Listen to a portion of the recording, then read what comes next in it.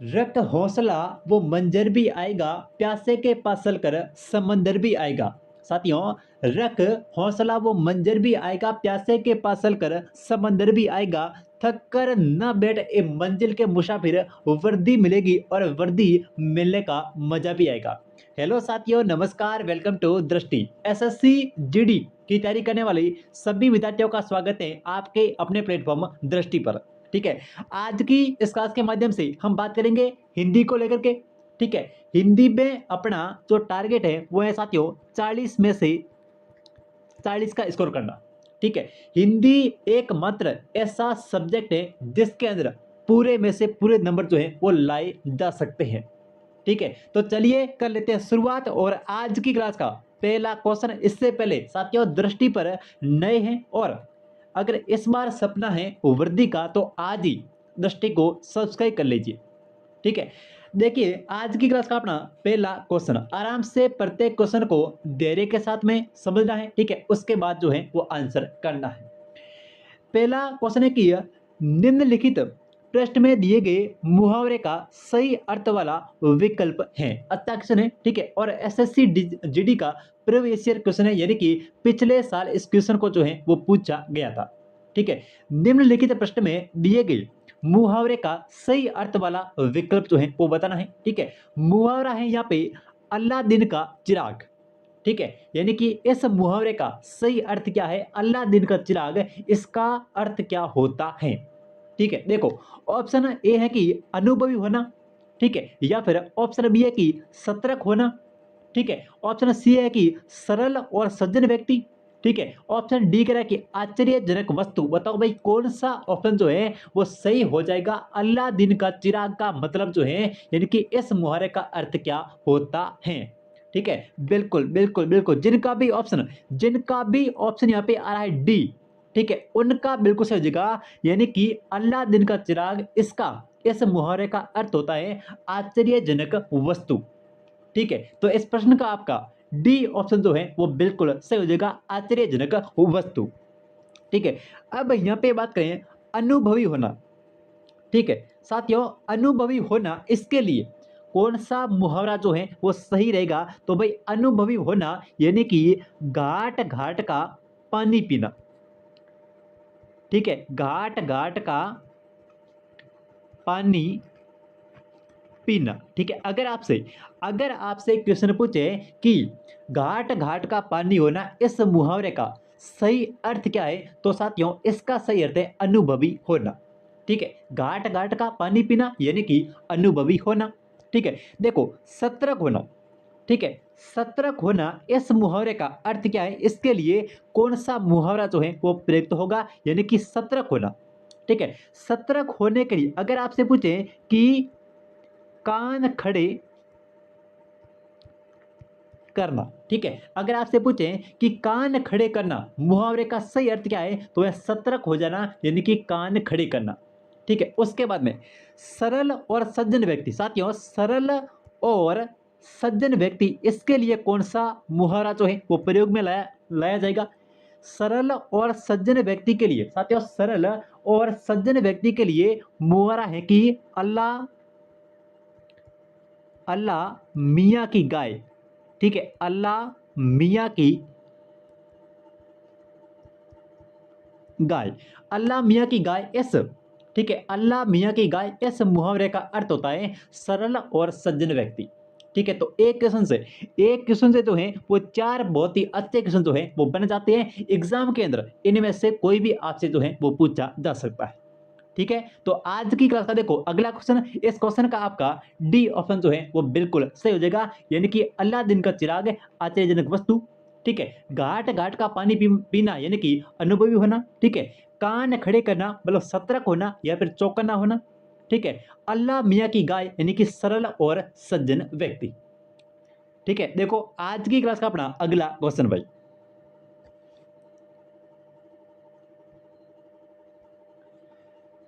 साथियों देखो अगला क्वेश्चन है कि निम्नलिखित प्रश्न में, ठीक है, उस विकल्प का चयन कीजिए जो परस्पर पर्यायवाची है। ठीक है, इनमें से बताना है कि कौन से जो है वो परस्पर पर्यायवाची है, यानी कि तीन शब्द जो है वो एक ही पर्यायवाची के होने चाहिए। ठीक है, ऑप्शन ए देखो, चंद्रमा, चपला और विहिंग। ठीक है, देखो यहाँ पे सबसे पहले बात करें चंद्रमा की, तो चंद्रमा जो है ये पर्यायवाची है चांद का। ठीक है, इसके बाद में चपला, चपला और विहिंग। साथियों देखो, चंद्रमा जो है चांद का पर्यायवाची है, लेकिन विहिंग जो है, ठीक है, विहिंग जो है ये पर्यायवाची है पक्षी का। ठीक है, और चपला की बात करें, चपला जो पर्यायवाची है ये है बिजली का। तो यहाँ पे तीनों जो पर्यायवाची हैं ये साथियों अलग अलग है। ठीक है, चंद्रमा चांद का है, ठीक है, अपने चपला जो है ये किसका है, ये भाई बिजली का है। ठीक है, और विहिंग जो है ये पक्षी का है। तो पहला ऑप्शन जो है वो आपका गलत हो जाएगा। उसके बाद देखो अग्नि, अनिल और अस्म। तो यहाँ पे सबसे पहले देखो अग्नि की बात करें तो ये तो आग का पर्यायवाची हो गया। ठीक है, अनिल की बात, साथियों अनिल जो है ये पर्यायवाची है हवा का। ठीक है, अस्म जो पर्यायवाची है, देखो यहाँ पे अस्म जो पर्यायवाची है, ये अस्म जो है ये साथियों पत्थर का पर्यायवाची है।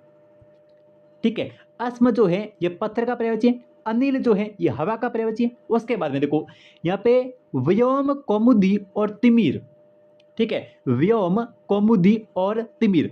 व्योम की बात करें यहाँ पे, व्योम जो है ये साथियों पर्यायवाची है अंबर का। ठीक है, कौमुदी की बात करें यहाँ पे, कौमुदी जो पर्यायवाची है ये है किसका, चांदनी का। और तिमिर जो पर्यायवाची है ये है साथियों यहाँ पे रात का। तो आपका यहाँ पे मार्तंड, भास्कर और तरणी। ठीक है, मार्तंड, भास्कर और तरणी की बात करें तो ये पर्यायवाची है सूर्य के, यानी कि डी ऑप्शन जो है वो बिल्कुल यहाँ पे सही हो जाएगा, क्योंकि मार्तंड, भास्कर और तरणी जो है ये साथियों सूर्य के पर्यायवाची है। बाकी देखो यहाँ पे चंद्रमा चांद का है, और चपला जो है ये बिजली का है, और विहिंग जो है ये पक्षी का है। ठीक है, उसके बाद में यहाँ पे बात करें तो अग्नि आग का हो गया। ठीक है, लेकिन जो अनिल जो है ये किसका है, ये हवा का हो गया। ठीक है, अस्म की बात करें तो ये किसका है, ये जो है वो पत्थर का हो गया। ठीक है, उसके बाद में व्योम की बात करें तो ये आकाश का, अंबर का पर्यायवाची है। ठीक है, कौमुदी की बात करें साथियों, कौमुदी की बात करें तो ये चांदनी का पर्यायवाची है। ठीक है, तिमिर की बात करें तो तिमिर जो है ये रात का पर्यायवाची है। इसलिए यहाँ पे डी ऑप्शन जो है वो सही होगा, मार्तंड, भास्कर और तरणी जो है ये साथियों सूर्य के पर्यायवाची है। ठीक है, तो इस क्वेश्चन का आपका डी ऑप्शन जो है वो बिल्कुल सही जगह। वेरी वेरी इंपॉर्टेंट क्वेश्चन है, इनमें से कोई भी पर्यायवाची जो है वो आपसे पूछा जा सकता है। ठीक है, इसलिए प्रत्येक पर्यायवाची को अच्छे से रट्टा मारकर जाना है। ठीक है, भीड़ बहुत है लेकिन कभी भी भीड़ का हिस्सा नहीं बनना है। ठीक है, सफर में धूप तो होगी साथियों, सफर में धूप तो होगी, अगर तुम चल सको तो चलो, सभी हैं भीड़ में, अगर तुम भी निकल सको तो चलो, किसी के वास्ते राहें कहाँ बदलती है साथियों, अगर तुम अपने आप को बदल सको तो चलो। देखो अगला क्वेश्चन, आज की क्लास का अपना अगला क्वेश्चन है कि निम्नलिखित प्रश्न में उस विकल्प का चयन कीजिए, ठीक है, जो दिए गए वाक्य के लिए एक सार्थक शब्द हो। अच्छा सुने, ठीक है, निम्नलिखित प्रश्न में उस विकल्प का चयन कीजिए, ठीक है, जो वाक्य के लिए एक सार्थक शब्द हो। ठीक है, वाक्य है कि जिसको प्रश्न करना कठिन हो, साथियों जिसको प्रश्न करना कठिन हो उसके लिए एक शब्द जो है वो क्या आएगा। ऑप्शन ए देखो दुराग्रह। ठीक है, ऑप्शन ए दुराग्रह, ऑप्शन बी दुर्गम, ऑप्शन बी दुरासाध्य, ऑप्शन दुराराध्य, और ऑप्शन डी कह रहे हैं कि दरीचा। बताओ भाई, जिसको प्रश्न करना कठिन हो उसके लिए एक शब्द जो है वो क्या प्रयोग में लाया जाएगा। अब देखो सबसे पहले यहाँ पे बात करें दरीचा की। ठीक है, दरीसा जो शब्द है इसका मतलब होता है कि खिड़की के पास, खिड़की के पास बैठने की जगह। ठीक है, खिड़की के पास में बैठने की जगह जो होती है उसको बोलते हैं दरीचा। दरीचा शब्द जो है वो बहुत ही महत्वपूर्ण है, इसका मतलब होता है कि खिड़की के पास में बैठने की जगह, उसके लिए एक शब्द होगा दरीचा।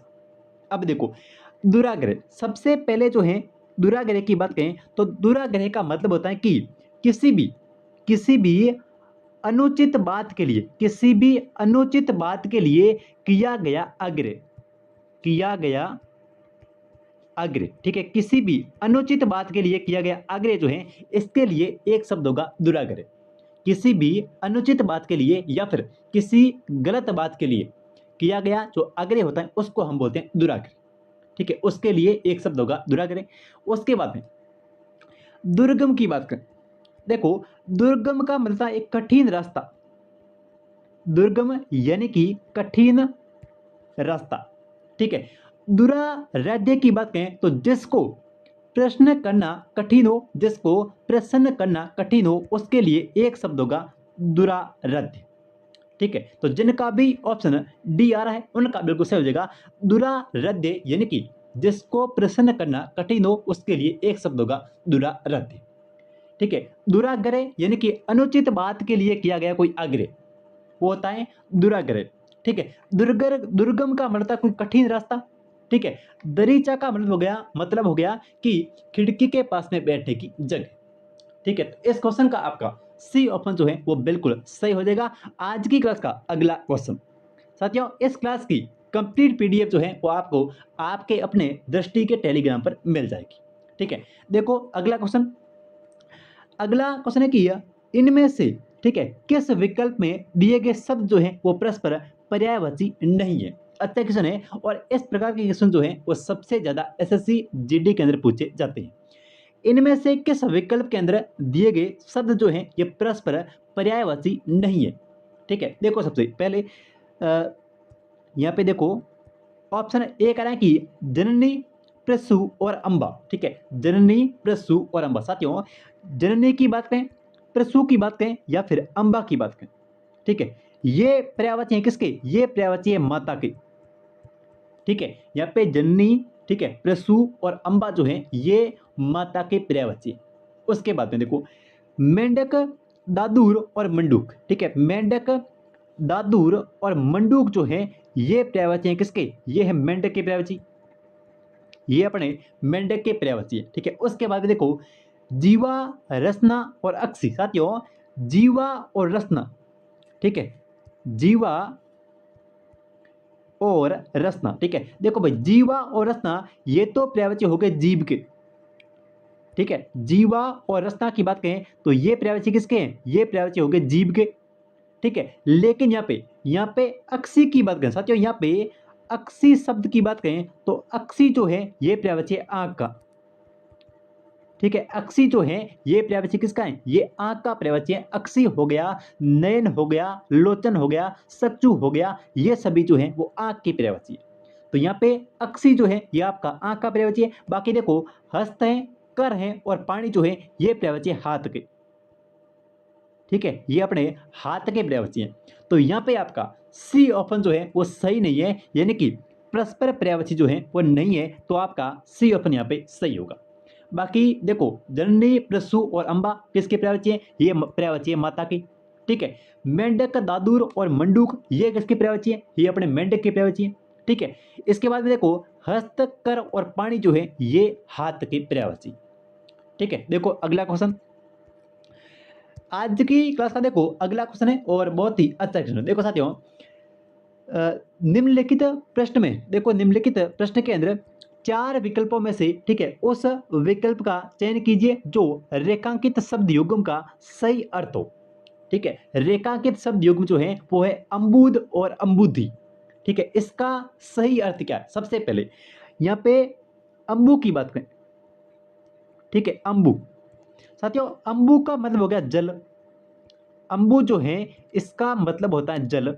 ठीक है, और द का मतलब होता है देने वाला, यानी कि द से होगा देने वाला, देने वाला होगा बादल। ठीक है, अम्बुद, अम्बु का अर्थ हो गया जल। ठीक है, और इस द का अर्थ हो गया देने वाला। ठीक है, अर्थात जल को देने वाला यानी कि बादल। ठीक है, उसके बाद में यहाँ पे बात करें अम्बुदी की, तो अम्बु का मतलब तो जल होता है। ठीक है, और दी का मतलब हो गया धारण करने वाला। ठीक है, दी का मतलब हो गया धारण करने वाला, अर्थात जल को धारण करने वाला यानी कि समुद्र। ठीक है, जल को धारण करने वाला कौन हो गया? समुद्र हो गया। जल को देने वाला जो है वो बादल हो गया। तो यहाँ पे अम्बुद का अर्थ होता है बादल, यानी कि जल को देने वाला बादल और जल को धारण करने वाला समुद्र। ठीक है, तो बादल और समुद्र जिस ऑप्शन के अंदर है वो आपका सही हो जाएगा, यानी कि इस क्वेश्चन का सी ऑप्शन जो है वो बिल्कुल सही हो जाएगा, बादल और समुद्र। ठीक है, अम्बुद का अर्थ हो गया बादल और अम्बुधि का अर्थ हो गया समुद्र। ये क्वेश्चन जो है वो आपसे पर्यायवाची के रूप में भी पूछा जा सकता है। तो अम्बुद जो है ये बादल का पर्यायवाची है। ठीक है, और अम्बुधि की बात करें तो ये जो है वो आपका समुद्र का पर्यायवाची। ठीक है, बढ़े आगे। देखो अगला क्वेश्चन, आज की क्लास का देखो अगला क्वेश्चन है कि निम्नलिखित प्रश्न में कौन सा विकल्प जो है ये शब्द शुद्धि की दृष्टि से सही है। अच्छा क्वेश्चन है, निम्नलिखित प्रश्न में कौन सा विकल्प जो है ये शब्द शुद्धि की दृष्टि से सही है। ऑप्शन ए देखो अधिशासी, ऑप्शन बी अनुदित, ऑप्शन डी अनुपाती, ऑप्शन डी जो है वो अनेक। बताओ भाई कौन सा जो है वो शब्द यहाँ पे सही हो जाएगा। ठीक है, सबसे पहले यहाँ पे बात करें अधिशासी की। ठीक है, तो अधिशासी शब्द जो है ये गलत है। ठीक है, अधिशासी को इस प्रकार से सही लिखा जाएगा अधि, ठीक है, उसके बाद में स ये और स ये शब्द जो है वो अधिशासी सही हो जाएगा। ठीक है, जब भी तीन शब्द जो है वो जब भी आपको प्रश्न के अंदर देखने को मिले, सबसे पहले संकर वाला स, ठीक है, उसके बाद में सड़क वाला स, ठीक है, और उसके बाद में षटकोण वाला स। ठीक है, तो इन तीनों का क्रम जो है वो अच्छे से ध्यान में रखना, यानी कि स संकर वाला आएगा 1 नंबर पे, ठीक है, स सड़क वाला जो है ये 2 पे आएगा और स षटकोण वाला जो है ये 3 नंबर पे आएगा। यानी कि शब्द शुद्धि के अंदर, मुख्य रूप से शब्द शुद्धि के अंदर इन क्रम का जो है वो अच्छे से ध्यान रखना। पहले हमेशा स संकर वाला आएगा, ठीक है, उसके बाद में सड़क वाला आएगा और उसके बाद में जो है ये षटकोण वाला स आएगा। शब्द शुद्धि के अंदर 99% जो है वो इस प्रकार से आएगा। तो यहाँ पे देखो अधिशासी शब्द जो है इसमें स संकर वाला और उसके बाद में ये स नहीं आएगा, ये सड़क वाला स आएगा। ठीक है, तो अधिशासी जो है इसको इस प्रकार से लिखा जाएगा। उसके बाद में अगला देखो, अगला यहाँ पे है अनुदित। साथियों अनुदित की बात करें तो अनुदित के अंदर हमेशा नु जो है यानी कि न के अंदर ऊ की हमेशा बड़ी मात्रा आएगी और अनुदित होगा। ठीक है, अनुदित जो है इसको इस प्रकार से लिखा जाएगा अनुदित। उसके बाद में अनुपाती की बात करें, ठीक है, देखो अनुपाती, ठीक है, इस अनुपाती को साथियों अनुपाती लिखा जाता है। ठीक है, इसको जो सही इसका शब्द शुद्धि है वो होगा अनुपाती। ठीक है, अनुपाती नहीं होता है, अनुपाती होता है। उसके बाद में अनेक शब्द, साथियों अनेक शब्द जो है ये अपने आप के अंदर एक सही शब्द है। तो इस क्वेश्चन का आपका डी ऑप्शन जो है वो सही हो जाएगा, अनेक जो है वो बिल्कुल सही है। ठीक है, अब देखो यहाँ पे जो अनेक शब्द है, कई बार प्रश्न के अंदर, ठीक है, इस प्रकार का एक शब्द लिखा हुआ आता है अनेकों। ठीक है, ये शब्द जो है ये अपने आप के अंदर एक गलत शब्द है। ठीक है, अनेकों नहीं होता है, हमेशा क्या होता है अनेक होता है। अनेक जो है वो बहुवचन है और अनेकों शब्द जहां पर भी आएगा ये शब्द जो है वो अपने आप में एक गलत शब्द है। ठीक है, तो अधिशासी को इस प्रकार से लिखेंगे, ठीक है, अनुदित को ऐसे लिखेंगे, ठीक है, अनुपाती नहीं होगा ये अनुपाती होगा, ठीक है, और अनेक नहीं होगा, सॉरी अनेकों नहीं होगा, क्या होगा अनेक होगा। तो इस क्वेश्चन का डी ऑप्शन जो है वो बिल्कुल सही हो जाएगा। देखो अगला क्वेश्चन, अगला प्रश्न है कि यह निम्नलिखित प्रश्न में से कौन सा शब्द जो है यह शब्द शुद्धि की दृष्टि से सही है। ठीक है, निम्नलिखित में से निम्नलिखित प्रश्न में कौन सा विकल्प जो है वो शब्द शुद्धि की दृष्टि से सही है। देखो गत्यार्थ, गत्यावरोध, कृतज्ञ या फिर कोपित। ठीक है, कौन सा ऑप्शन जो है वो इनमें से सही हो जाएगा। देखो साथियों यहाँ पे बात करें गत्यार्थ की, तो कभी भी शब्द के अंदर गत्यार्थ को गत्यार्थ नहीं होते, इसको कहते हैं गत्यार्थ। ठीक है, ये जो शब्द होगा इसको हम बोलते हैं गत्यार्थ। ठीक है, गत्यार्थ जो है ये कोई शब्द नहीं है, सही शब्द शुद्धि है गत्यार्थ। ठीक है, उसके बाद में गत्यावरोध, साथियों गत्यावरोध नहीं होगा, ये होगा गत्यवरोध, गत्यवरोध। ठीक है, तो इस क्वेश्चन का जैसे इस ऑप्शन का यानी कि गत्यावरोध को गत्यवरोध सही जो है वो लिखा जाएगा, गत्यावरोध जो है ये गलत है। ठीक है, उसके बाद में यहाँ पे बात करें कृतज्ञ की, तो कृतज्ञ शब्द जो है ये अपने आप के अंदर एक सही शब्द है। ठीक है, कोपित की बात करें तो ये कोपित नहीं होता है, इसको हम बोलते हैं कुपित। ठीक है, कोपित नहीं होता है, इसको साथियों कुपित बोलते हैं और कुपित का अर्थ होता है नाराज। ठीक है, कुपित जो शब्द है, ठीक है, इसका अर्थ नाराज होता है। ये कोपित जो है वो नहीं होगा, कोपित जहां पे लिखा होगा वो गलत है। ठीक है, कोपित का सही रूप है कुपत। ठीक है, कुपित, ठीक है, कुपित है साथियों, कुपत नहीं है कुपित है, कुपित, और इसका मतलब हो गया नाराज। ठीक है, गत्यावरोध को गत्यवरोध लिखा जाएगा और गत्यार्थ को गत्यार्थ जो है ये सही रूप है। तो इस क्वेश्चन का आपका कौन सा सी ऑप्शन जो है वो बिल्कुल सही होगा। कृतज्ञ जो है वो अपने आप के अंदर एक सही शब्द है। ठीक है, बढ़े आगे, देखो अगला क्वेश्चन। आज की क्लास का अगला क्वेश्चन है कि निम्नलिखित प्रश्न में से 4 विकल्पों में से उस विकल्प का चयन कीजिए जो दिए गए वाक्य के अंदर त्रुटि बताता हो। ठीक है, उस विकल्प का चयन करना है जो दिए गए वाक्य के अंदर त्रुटि बताता हो। ठीक है, कहां पर त्रुटि है, फॉल्ट कहां पर है, ये बताना है। देखो साथियों, देखो वाक्य अपने पास में है कि भोजन बनाने की व्यवस्था का प्रबंध करें। ठीक है, भोजन बनाने की व्यवस्था का प्रबंध करें। इस वाक्य के अंदर त्रुटि कहां पर है, यानी कि फॉल्ट जो है वो कहां पर है। ठीक है, भोजन शब्द के अंदर कोई फॉल्ट है। ठीक है, प्रबंध करें इसमें कोई फॉल्ट है, या फिर व्यवस्था का प्रबंध इसमें फॉल्ट है, या फिर बनाने की इसके अंदर फॉल्ट है। ठीक है, भोजन बनाने की व्यवस्था का प्रबंध करें, यहां पर जो है वो फॉल्ट जो है ये किस शब्द के अंदर है। ठीक है, इस वाक्य की बात करें तो इसके अंदर फॉल्ट है व्यवस्था का प्रबंध के अंदर। ठीक है, व्यवस्था का प्रबंध जो है ये इसके अंदर जो है वो फॉल्ट है। फॉल्ट किस प्रकार से है, देखो या तो आएगा शब्द व्यवस्था या फिर आएगा प्रबंध, दोनों शब्द जो है वो एक साथ में कभी नहीं आएंगे। या तो जो वाक्य होगा, जो सेंटेंस होगा वो सही इस प्रकार से होगा। ठीक है, इस प्रकार से होगा कि या तो आएगा कि भोजन बनाने की व्यवस्था करें। ठीक है, प्रबंध शब्द जो है वो आएगा नहीं, भोजन बनाने की व्यवस्था करें, या तो ये शब्द आना चाहिए, या फिर भोजन बनाने का प्रबंध करें तो इसके अंदर व्यवस्था जो है वो नहीं आएगा। जहां पर व्यवस्था भी आ रहा है और जहां पर प्रबंध भी आ रहा है तो वहां पे वो वाक्य जो है वो गलत है। यानी कि व्यवस्था और प्रबंध जो है वो दोनों एक साथ नहीं आना चाहिए। या तो भोजन बनाने की व्यवस्था करें, ठीक है, या फिर भोजन बनाने का प्रबंध करें। तो यहाँ पे आपका सी ऑप्शन जो है वो सही हो जाएगा। देखो आज की क्लास का अपना अगला क्वेश्चन पे, अगला क्वेश्चन है कि निम्नलिखित प्रश्न में उस विकल्प का चयन कीजिए जो दिए गए वाक्य में रेखांकित शब्द का पर्यायवाची हो। ठीक है, देखो रेखांकित शब्द का पर्यायवाची हो तो इसके अंदर देखो यहाँ पे जो वाक्य है वो है कि वाक्य है कि आसमान के अंदर घनघोर बादल छा गए। ठीक है, तो बादल का पर्यायवाची क्या है, सीधी सी बात यहाँ पे ये है कि आपको बादल का पर्यायवाची बताना है। ठीक है, इस बादल का, ठीक है, इस बादल का पर्यायवाची जो है वो कौन सा शब्द होगा। सबसे पहले देखो यहाँ पे जलज, वारिज, राजीव या फिर जलद। साथियों बादल, ठीक है, जल से जल हो गया और द से देने वाला यानी कि जलद। ठीक है, जलद जो है ये पर्यायवाची किसका, ये पर्यायवाची बादल का। जल, जल का मतलब जल, ठीक है, और द का मतलब देने वाला, तो जल को देने वाला बादल। ठीक है, जल को देने वाला हो गया बादल, तो डी ऑप्शन जो है वो सही हो जाएगा, जलद यानी कि जल को देने वाला। उसके बाद यहाँ पे बात करें जलज की, ठीक है, जलज की बात करें तो यानी कि जल के अंदर जन्म लेने वाला, जल के अंदर जन्म लेने वाला अर्थात कौन, कमल।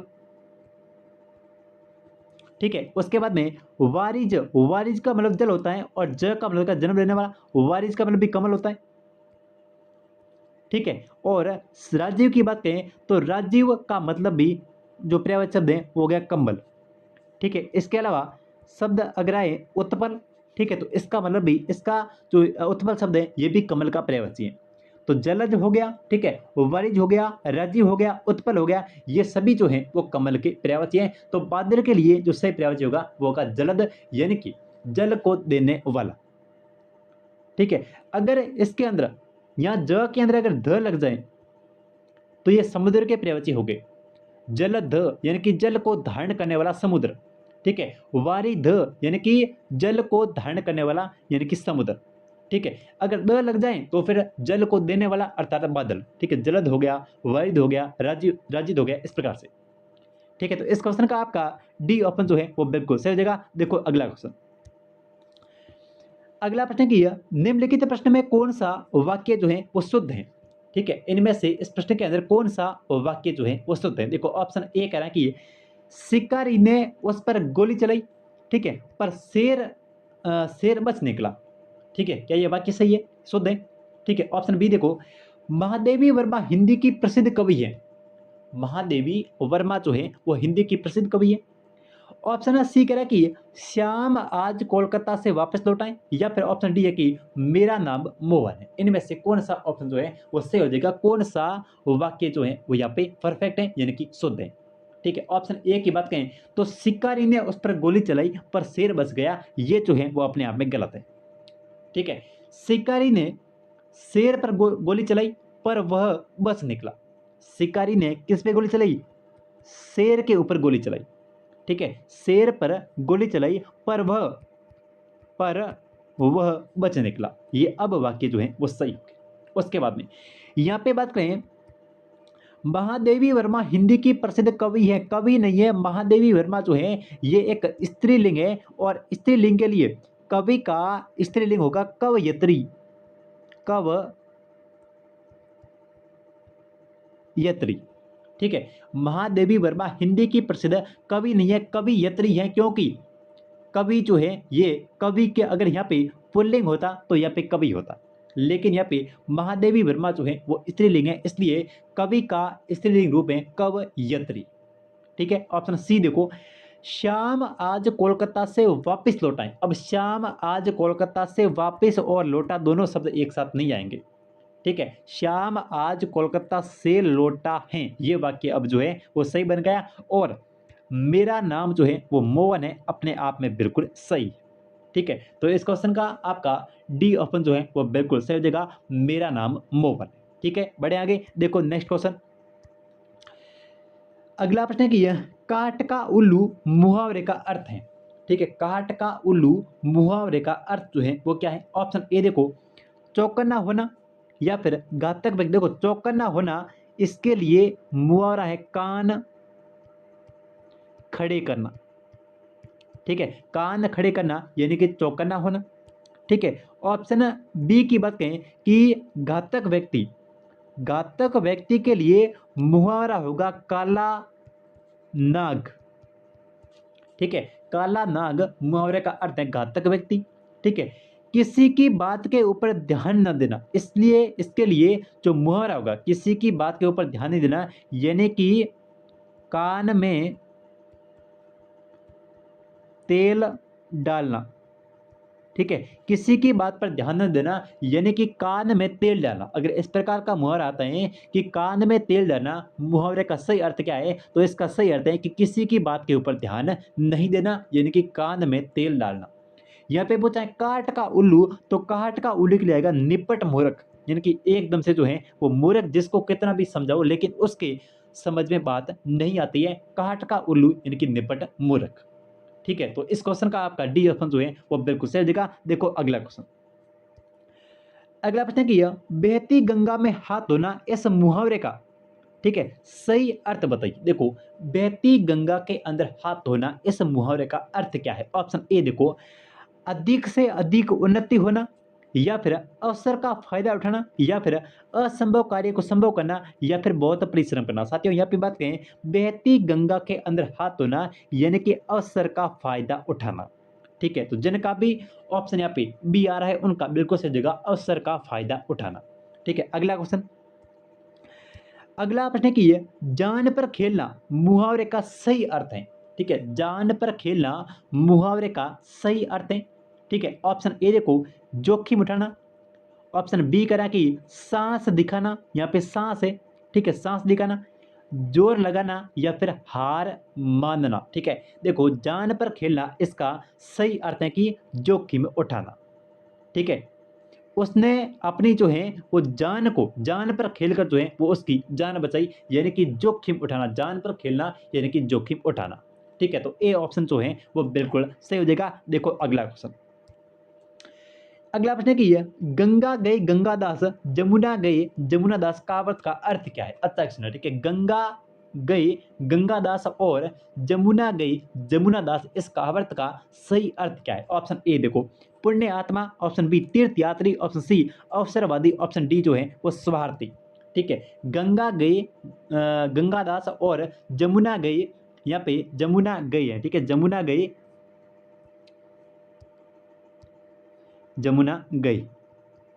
जमुना गई जमुनादास, इस कहावत का सही अर्थ है यानी कि अवसरवादी।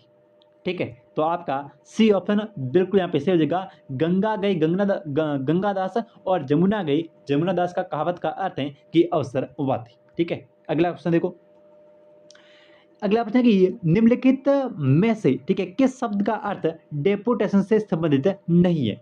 ठीक है, किस शब्द का अर्थ जो है वो डेपुटेशन से संबंधित नहीं है? सबसे पहले देखो यहाँ पे प्रतिनियुक्ति बिल्कुल सही है, प्रतिनिधि मंडल ये भी सही है, शिष्ट मंडल ये भी सही है, लेकिन देखो अस्थायी नियुक्ति, ठीक है, अस्थायी नियुक्ति इसको अंग्रेजी में क्या कहते हैं? अस्थायी नियुक्ति को अंग्रेजी में साथ कहते हैं कि टेम्परेरी अपॉइंटमेंट। ठीक है, APPOIN और MEN और T, ठीक है, अपॉइंटमेंट। यानी कि अंग्रेजी का जो टेम्परेरी अपॉइंटमेंट शब्द है उसका सही अर्थ होता है अस्थायी नियुक्ति। बाकी ये तीनों शब्द जो है इसका सीधा समझ जो है वो डेपुटेशन से है। ठीक है, अस्थायी नियुक्ति इसको अंग्रेजी में साथियों टेम्परेरी अपॉइंटमेंट कहते हैं। ठीक है, तो इस क्वेश्चन का आपका डी ऑप्शन सही होगा। देखो अगला क्वेश्चन। अगला प्रश्न की विपुल का पर्यायवाची शब्द जो है वो कौन सा है? ठीक है, विपुल विपुल विपुल यानी कि बहुत सारा, तो आपका ए ऑप्शन सही होगा। विपुल यानी कि बहुत सारा, ठीक है, यानी कि बहुत, तो ए ऑप्शन जो है वो सही हो जाएगा। विपुल का पर्यायवाची होगा बहुत। ठीक है, अगला क्वेश्चन देखो। अगला प्रश्न की निम्नलिखित में से कौन सा जो है वो रात्रि का पर्यायवाची नहीं है? अच्छा सुने, निम्नलिखित में से कौन सा जो है ये रात्रि का पर्यायवाची नहीं है? ऑप्शन ए देखो रजनी, विभावरी, समीर और निशी। साथियों रजनी पर्यायवाची है, विभावरी है, निशी है। ठीक है, यहाँ पे इसके अलावा देखो, इसके अलावा यामिनी ये जो है वो रात का पर्यायवाची है। ठीक है, इसके अलावा तमी जो है ये रात का पर्यायवाची है। ठीक है, तो यहाँ पे जो है इसके अलावा देखो एक होता है शब्द का सरवरी, ये भी रात का पर्यायवाची है। ठीक है, और इस प्रकार से एक आएगा क्षणदा।